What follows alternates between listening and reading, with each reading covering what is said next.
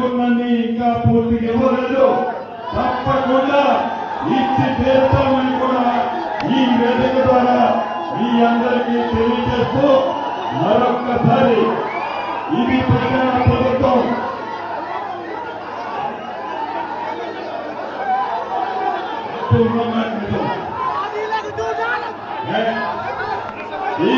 మేము ఫలానా కేసీఆర్ అనేటువంటి మేము వారిని ముట్టుకోమనేటువంటి విధానం లేకుండా ప్రజాస్వామ్యంలో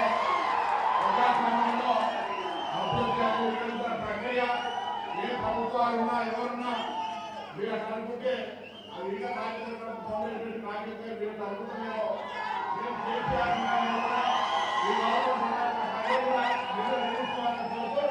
ఈరోజు తప్పకుండా సాధించినట్టుగా